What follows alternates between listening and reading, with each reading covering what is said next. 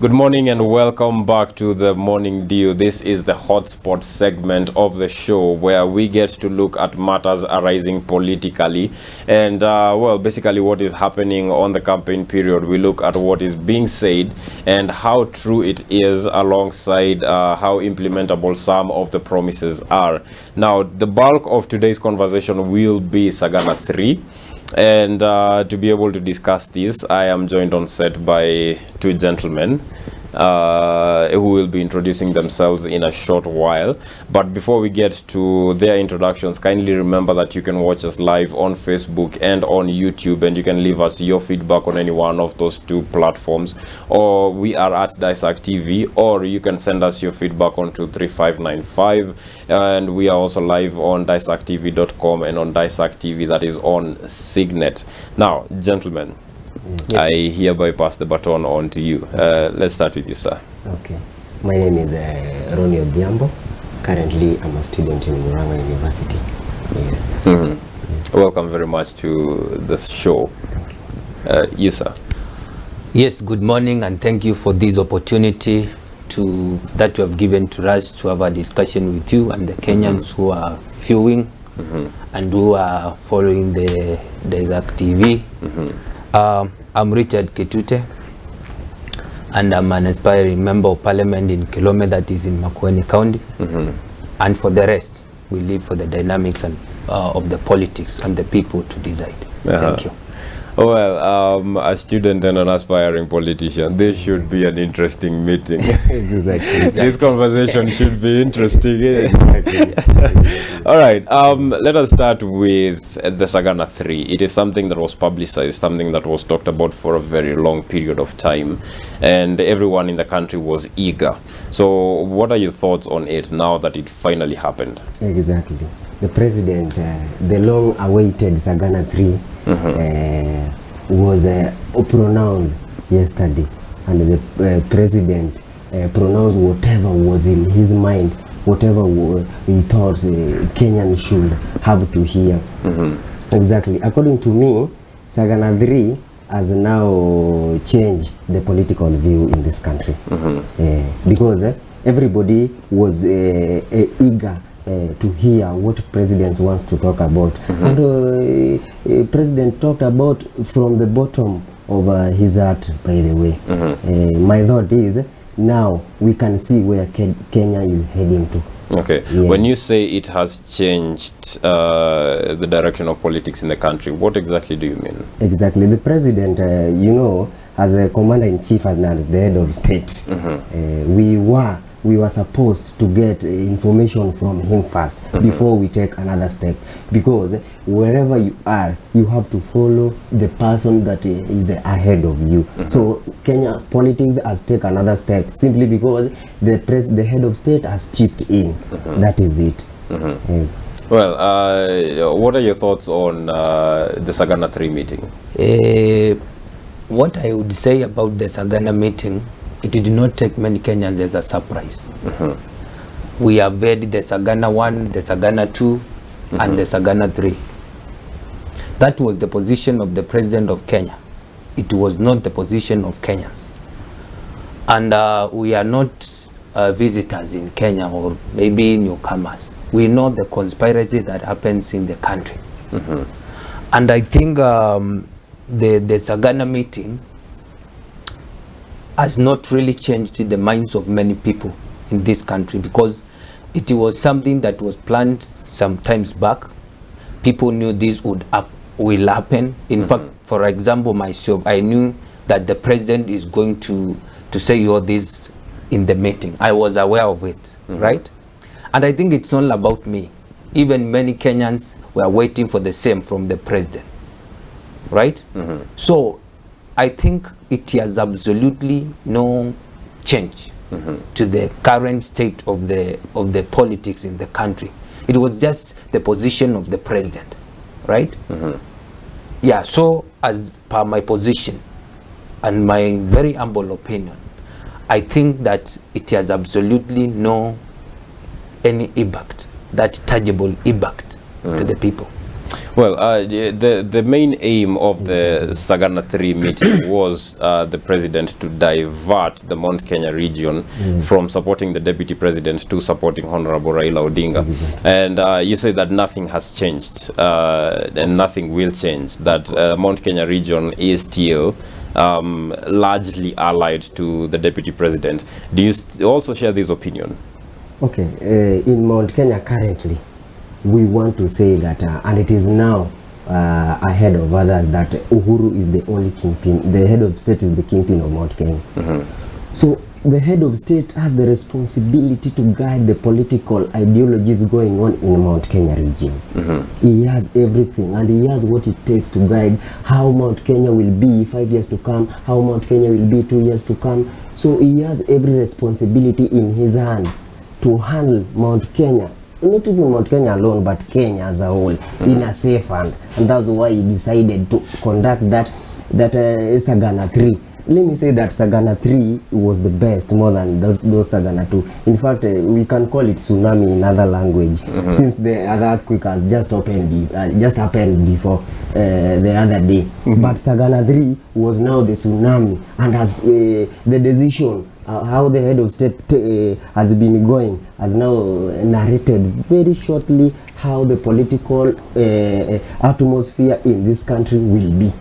Exactly. Mr. MUNGAI, I think I can speak on that. In other words, my friend, are you telling us when Kibaki was the president of this country, was not the spokesman for the people of Mount Kenya? Let me tell you something. You know, Kibaki was an economist, as far as I'm concerned. So Kibaki, the immediate former president, his aim was to unite Kenyans. But other side of President Uhuru Muigai Kenyatta, I think he has stayed fast to stand as the Mount Kenya kingpin. I can just say Kibaki was there, yes. I cannot refuse that. But Uhuru has taken another step more than the immediate former president. Well, it's interesting that you should bring about the point of uniting Kenyans. Exactly. Because, as I said during my first few statements, that the SAGANA 3 meeting was publicized to the entire country. And it is something that a lot of Kenyans were eagerly waiting for.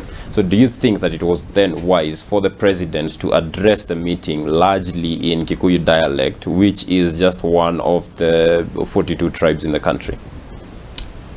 I think the president would not have used the Kikuyu language, because as a young leader of this country, I don't truly understand the reason behind him using the vernacular. I am very sure, even you saw, he was when he was in the meeting, he was saying, I am addressing people from Nyanza, I am addressing people from Marsabit and all that. The people of Marsabit don't largely understand the Kikuyu language, right? And I think it would have been so difficult because there are so many interpretations. The president said this. I know you have even seen it is even in the media. There is some segments they're trying to analyze what the president said. But people are not sure whether this is what was truly said, because they don't truly understand that when he said this, he meant this. So I mean, I think it is remorseful, it is of regret for a president to use a language that a few people understands. And if the president is standing for the unity of this country, he would have used a language like English or Kiswahili that everybody can understand. At least a large number of Kenyans can understand Kiswahili and English, right? Yes. But trying to use a vernacular language, in fact, for myself, I was not happy about a president who is a sign of a national unity using a vernacular language to address the people. Yeah, so I think not only to the president, but any leader. And that's why many of the leaders, when Raila comes to Central, he does not use the language from their tribe, because we must elevate our politics from the tribal based to the national politics. And the president is now in the national politics. The president is not a president for the people of Mount Kenya.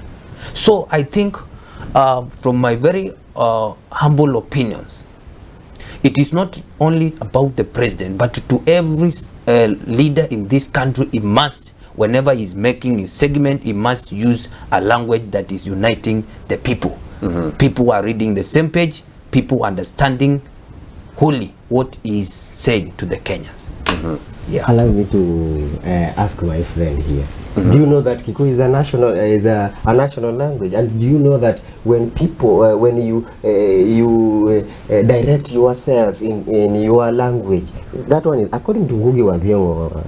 Allow me to just say that a bit. According to Ngugi wa Thiong'o, that book of The River Between, which was published early, I think in New York, United States of America, and this thing says that, narrate that Kikuyu is a national language. I don't see the problem where it's come from when a president addressed people in his own language. And by the way, to make the matter worse, people were there. The people who were there when the president was giving his speech, those people were entirely Kikuyus. And so the viewers, back to us, the viewers who were viewing the SAGANA lll, those people were the people who doesn't, many of them was not understanding the language. But the fact will remain one. Kikuyu is a national language which everybody, in fact, you have to hear that when your president is from Kikuyu land, entirely from Mount Kenya, it doesn't matter. I don't see the problem why my friend here is saying that was wrong. The president was right. My friend, was right. I have never said that the president was wrong. There is a word of difference. Exactly. A word of difference between being wrong, right? Exactly. And driving people to a position that they feel like they are uncertain. Now, for example, you are from Luo, right? Exactly. Did you really understand what the president was saying when he was making the message was clear. The message was clear. When president was started to talk, the president said, I want to take this opportunity to address you in what? In Kikuyu. It doesn't matter. The president was right, whatever he was saying in Kikuyu.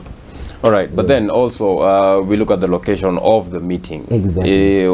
Could it have been better? Would it have had a bigger impact on the country if it had been held elsewhere, for instance, Nairobi, or a state lodge that is located in a different location, one that is away from the Mount Kenya region? If the meeting, Mr. Mungai, I want to tell you, if the meeting was away from Nyeri, and away from Sagana itself, if the meeting was to take place in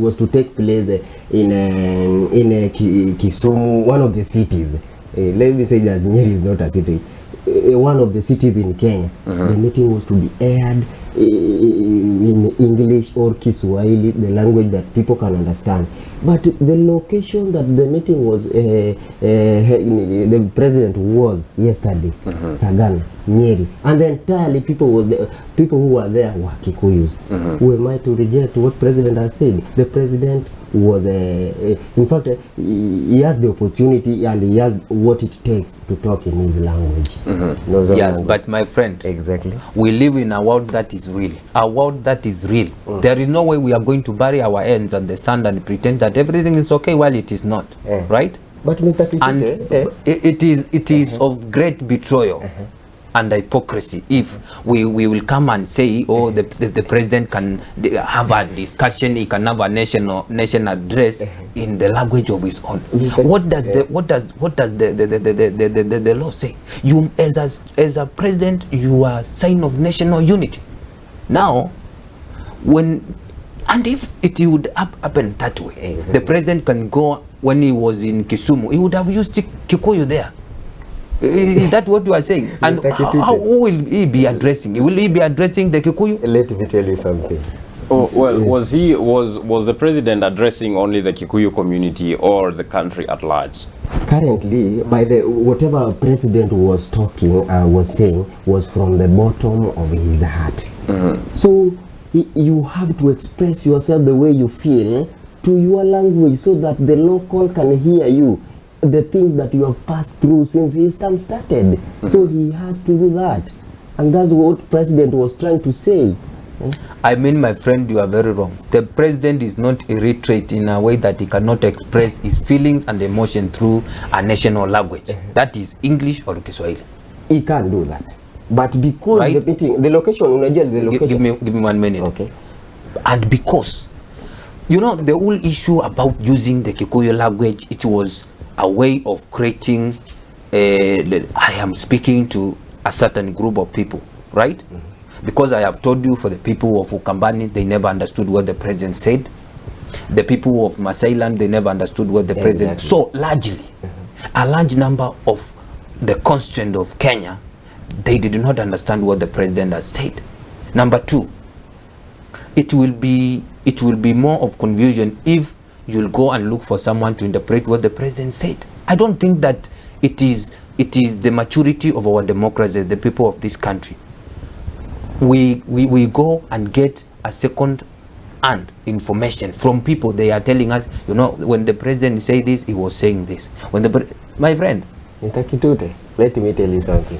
Addressing people in a Kikuyu will not be a sin. He want to bring Kikuyus fast and largely. And that's why, for example, this Daysak, even when they were at least narrating it or lively, there are some places they were at least interpreting.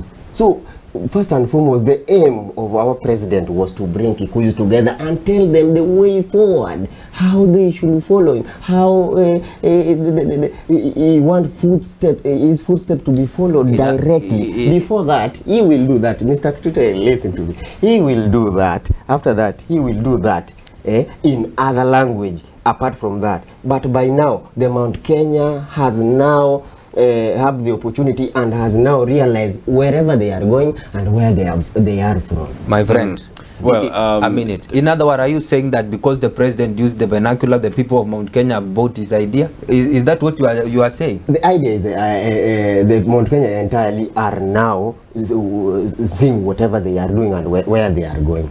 After the SAGANA lll, Mr. Kitute. Well, before we take a short break, are you satisfied with the reasons that the president gave concerning the reason as to why he fell apart with his deputy yesterday?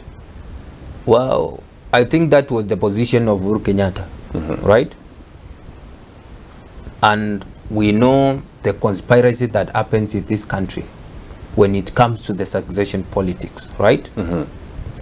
And I'm very sure out of the, I am not in the mind of the president, but out of my view, I am very sure if the accusation that were made against the deputy president would be true and sincere and honest and transparent, I think as in 2017, Uhuru Kenyatta would have gone for Raila Odinga as his deputy, or maybe they exchange, Raila becomes the president, then the president becomes the vice president, then he eliminates Ruto at that stage.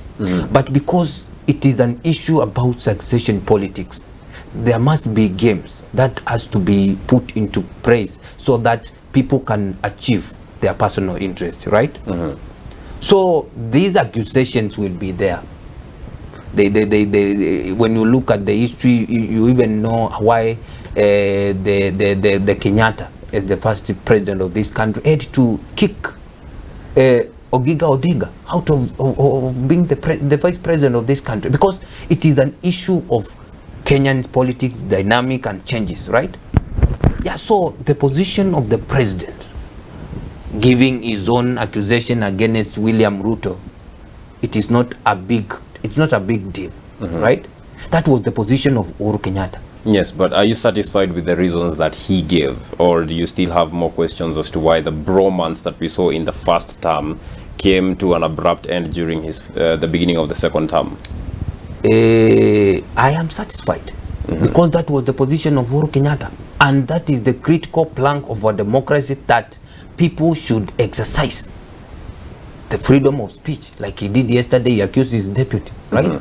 But accusing his deputy, it has absolutely no impact to the people, because if it had anything to do with the succession politics, Uhuru Kenyatta would not be the sitting president of this country. Because when we look at the history of Uhuru Kenyatta when he was running in 2013, he and his deputy, they had a very bad history. But when they were elected for the first time, they've really proven to the people of Kenya that these accusations are not true, because they worked very hard, the SGR that they built together, and they worked together up until the handshake.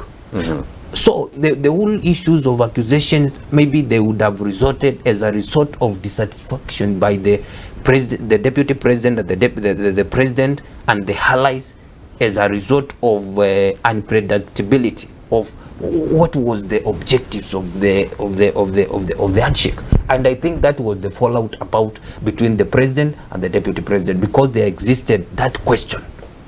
Raila Odinga has been our competitor. He is the leader of the opposition. Why can't, if he is very democratic, serve the people of Kenya and the capacity of the opposition leader? So that was the main, I think that would be the reason for the fallout. Because even yourself, you cannot work with this guy if to some point you are feeling he's betraying. Yeah, point blank. Gentlemen, it is time for us to take a sip of water from Regis Premium Water. Okay. But when we do come back, we'll be taking a look at some of the reasons that the president gave yesterday, some of the projects that he highlighted that his administration has done for the country, and more specifically for the Mount Kenya region. And we'll also be taking a look at the replies that the allies of the deputy president gave in response to some of the things that the president said, as well as getting your opinion on whether you are satisfied with the reasons that were given yesterday. Mr. Mungai, we will never have, just 30 seconds left. We will never, very briefly, please. We will never have a calm president like President Uhuru Muigai Kenyatta. And we will never have a very organized president like that. I am satisfied whatever he was saying. He is right to say whatever he said yesterday. He is right to say that. And President spoke from the bottom of his heart.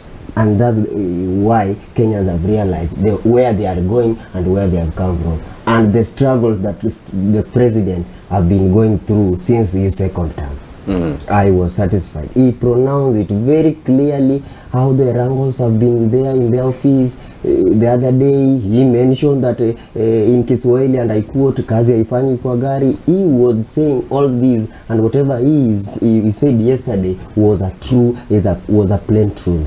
Yes, well, that is something that the two of you agree on, although for very different reasons. Exactly. But we'll be right back after this short break. Hello and welcome back to Hotspot. My name is Kelvin Mungai. I am joined on set by Bwana Kitute and Bwana Odhiambo, and we are looking at what is happening politically, that is the current affairs and matters arising in the political arena. The bulk of our conversation today will be centered around the SAGANA 3 meeting that happened yesterday, but if time allows, it is not all that we're going to be discussing. Now, let us talk about the headline that is in the Daily Nation today, where President Kenyatta said, "My deputy is unfit to rule." Do you think Deputy President William Ruto is actually unfit to rule the country in the position of a president? Completely unfit. Completely unfit. Unless otherwise he will do that in future. And future lies after 2022. Yes, the deputy is unfit. There is no way I am your boss. People of Kenya voted for me for the second time and voted for us. In fact, the Jubilee government, it was voted for in the second time, that was in 2017. There is no way I can start campaigning early 2018 or early 2017, going to somehow like December, and I start campaigning, leaving a huge work. In fact, going to an extent of forming a party to run against you, simply because your allies are supporting you. This thing started when there was Tangatanga and Kieleweka. I think you understand that. And that's why the president has decided, and know very well, when you are with you, Mr. Mungai, I know your positivity and I know your negativity. At the same time, I know what you will cause to Kenyans. President know very well what Mr. Ruto, the deputy president, will cause to Kenyans. Very, very well. And that's why he decided to say, and it is boldly written, that the deputy president is unfit. And he will be fit after being opposition leader. After enjoyed opposition opposition leader, he will do that in future, but not this year, 2022. Completely unfit. Bona Kitute, do you think the deputy president is unfit to run the highest office in the land? I think from the history I have, the little history I have about William Ruto, at this point in time, I would say that William Ruto is the most experienced person in this country to take Kenya forward, and I think he's the best suited, right, to succeed Uhuru Kenyatta in August 9, right? And I want to tell you that, my friend, with the president being painting William Ruto as unfit to run for the presidency, it is just like the way he said Raila is Kimundu, right? That did not make the people of Kenya not to vote for Raila in 2017 and in 2013. They voted in for Raila, right? Up to the votes that he gathered. I don't know they were how many, up until he lost, right?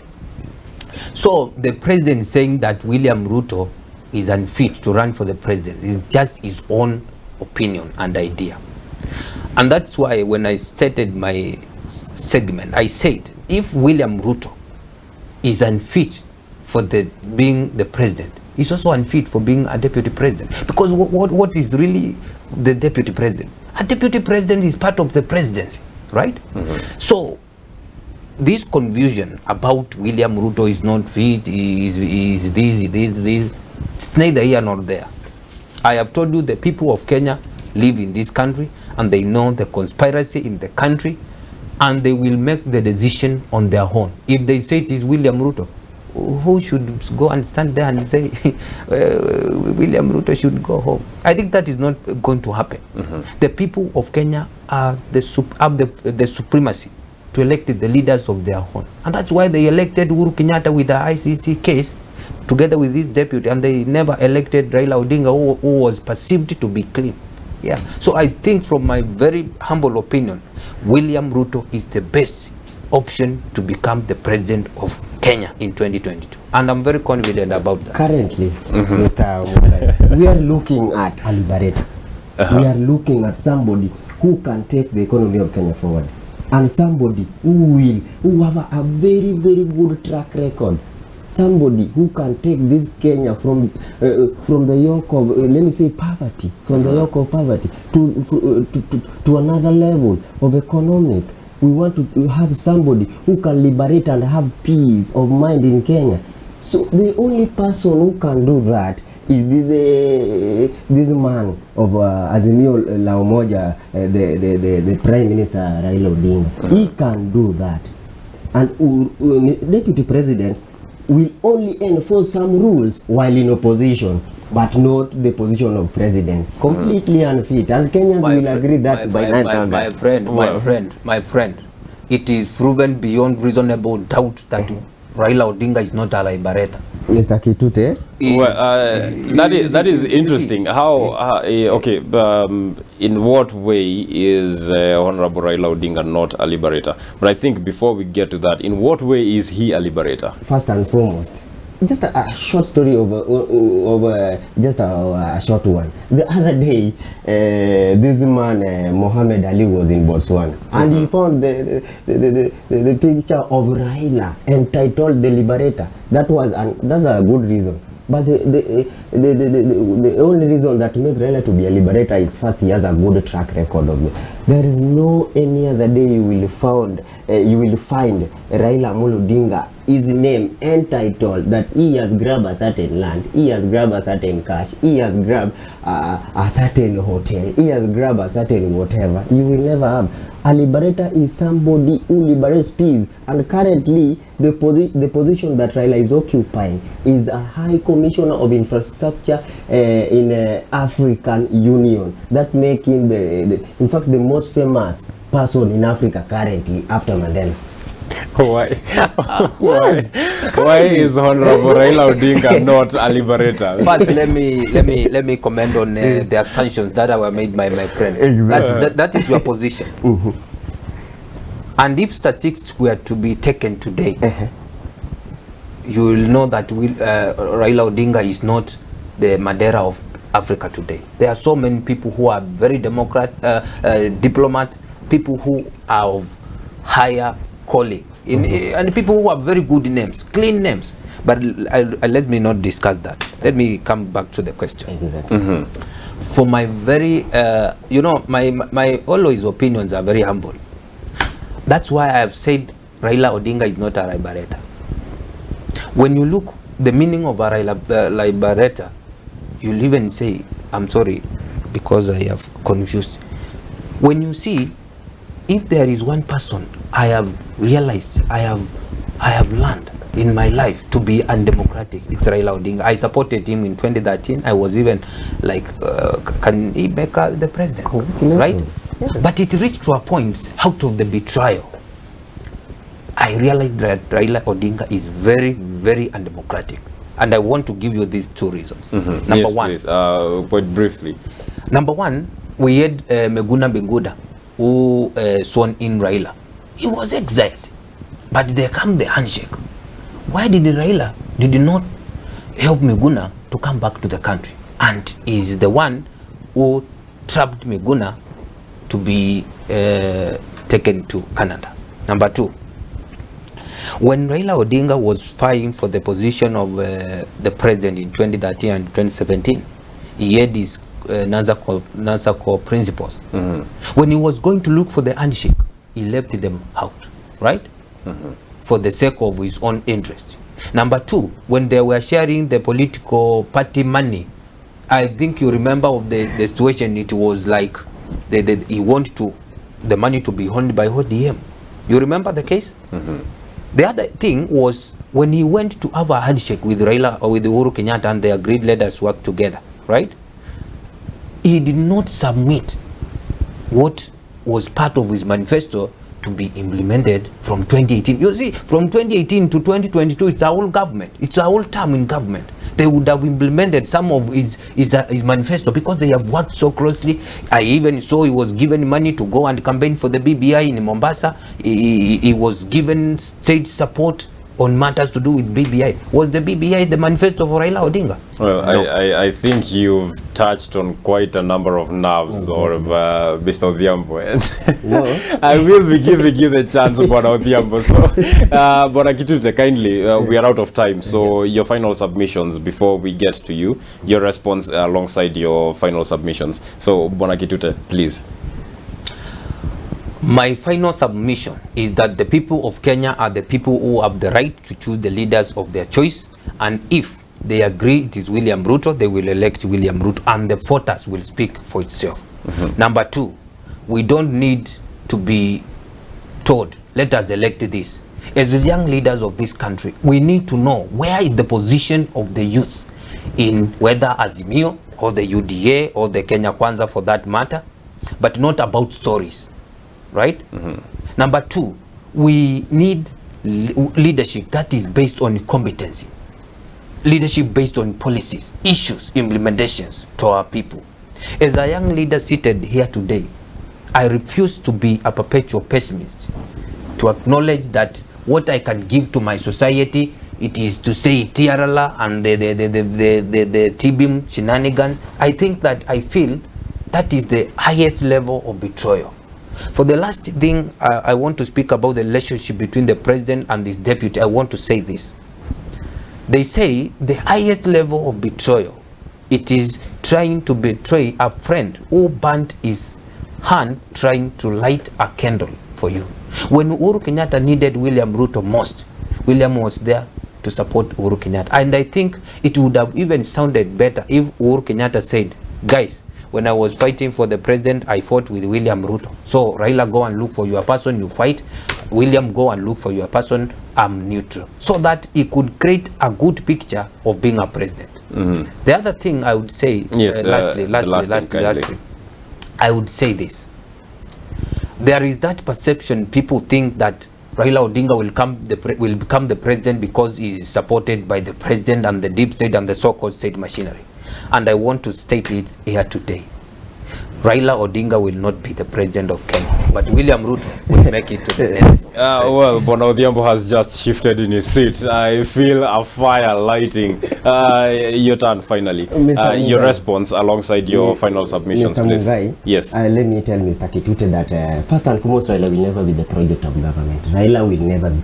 Since Raila was born, Raila cannot be the government project. If Raila was to be the project of the deep state and Uhuru Kenyatta, if Raila was to be that, then Uhuru will be the project of the former president, President Moi. But currently, the only person that is fit for this seat of presidency is this man, this loyal man, this calm man, the man who is ever remorseful to understand whatever is going in Kenya, the man who can address all Kenyans in one language. That's why he has realized with all hope to come up with this thing called Azimio la Umoja. And let me tell you something. While he mentioned the name of Raila, never mentioned this man called Miguna. The man is so chaotic. We don't want that man. Let Miguna yell in exile. Whatever you will say, let him yell in exile. But Kenya belongs to people who are humble, people who are democrat, people who will take the opportunity in their hand to let the common wananchi know whatever is going, and the economic liberation of the third. Every now and then Raila has been talking about in Kiswahili that kumepambauka. It has now risen, the country has now risen. The cock has crowed 3 times. First was the independent, the other one was something of doing with culture. The other thing was about now the liberation of economy. The person, we cannot concentrate in Kenya today that somebody is trying to tell you, Mr. Mungai, that we want to bottom up yourself. Then you come forward without joining your heads together. And that's why we decided to come, Raila decided to come up with this Azimio la Umoja, minus Kenya Kwisha. Yes, your final submissions, Bwana Odhiambo. Time is really not on our side.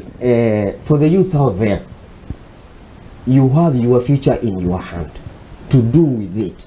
I am a youth, and I have stand and steadfast to join hands together. Let's join hands together so that we can reach the promised land of this thing called Canaan. But by reaching the promised land, we will reach by supporting Azimio la Umoja. We don't want to that Raila is a project. No, Raila cannot be a project.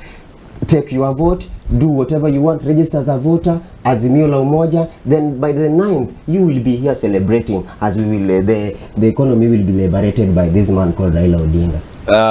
Well, Bwana Kitute is disagreeing with just about everything that you are saying, and you are disagreeing with just about everything that he is saying. So I would love for this conversation to continue, but unfortunately we have to leave the set to Wairimu Mogo coming up in a short while to discuss recruitment and company policies. That has been the hotspot segment. I was on set with Bwana Roni Odhiambo and Bwana Kitute, and it has been an amazing conversation. In case you missed it, you can watch it on YouTube and on Facebook, and also you can leave us your feedback on any one of those 2 platforms. Remember, water is life. Take water. And today we are sharing some Regis premium water. Have a lovely few minutes before we get back to you.